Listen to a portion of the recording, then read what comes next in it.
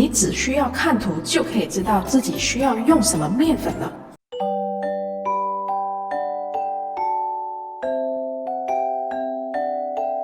其实分辨面粉对很多烘焙新手而言是最烦恼的事情了。到底是应该用高筋面粉、中筋面粉还是低筋面粉呢？最害怕的是用错了面粉而导致一次又一次的失败。所以基本上我们只需要知道到底用高筋面粉可以做什么东西，用中筋面粉可以做什么东西，以及用低筋面粉可以做什么东西。对于高筋面粉的含量是什么，中筋面粉的含量是什么，以及低筋面粉到底是什么含量，其实我们根本不需要知道。简单来说，我们只需要很明确的知道高筋面粉可以做出怎样的成品，以及低筋面粉和中筋面粉又可以做什么样的成品。好，废话不多说，那我就开始告诉你们，到底每一个粉类适合做什么样的成品。简单一句，高筋面粉适合拿来做面包，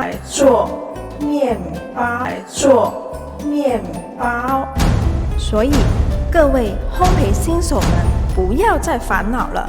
总之，只要你的成品是面包类，那你需要用的就是高筋面粉。而中筋面粉呢，却适合用来做包子、馒头以及面条等。低筋面粉却是适合用来做蛋糕以及饼干类。当然，我所说的这一些都是面粉类的基本用法。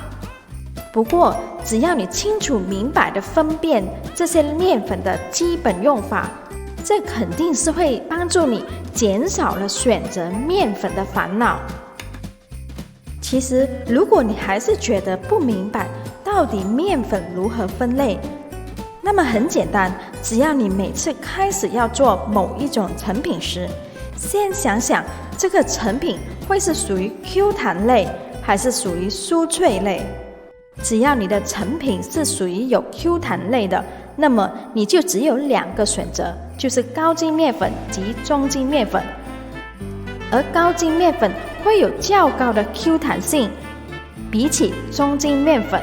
至于你的成品如果是不需要 Q 弹的，那么你就选择低筋面粉。这样的结论应该可以让你很清楚地了解每一个面粉的分类。如果你还有所疑问，那么就看看我为新手们准备的截图吧。你只需要看图就可以知道自己需要用什么面粉了，够简单的吧？高筋面粉的成品。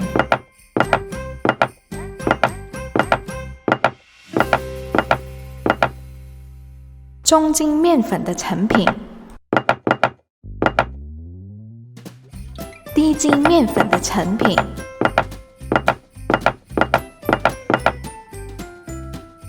当然，这些解图都属于基础面粉的用法而已，这些都是适合新手的一些资讯。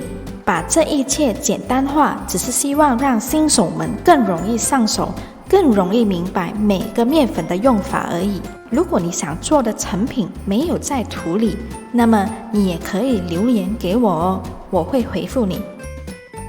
不过我相信还有更多新手的疑问是，到底我可不可以用中筋面粉来做饼干或蛋糕呢？其实答案是可以的，只是之前我有提过，中筋面粉是用在属于有 Q 弹性的东西，而蛋糕和饼干却没有 Q 弹性。在这样的情况下，到底我们用中筋面粉来做蛋糕和饼干，我们的成果会是怎么样呢？我的成品会比起我用低筋面粉来得没有那么酥脆。所以如果你想得到更酥脆更好吃的饼干，还是劝你用低筋面粉。但是在买不到低筋面粉的情况下，用中筋面粉来做饼干和蛋糕也是绝对没问题的。现在我们知道要用什么面粉来做什么成品了，在下一个视频，我会和大家分享面粉的品牌。应该买什么品牌面粉呢？市场上常见的高筋面粉和低筋面粉品牌又有哪一些？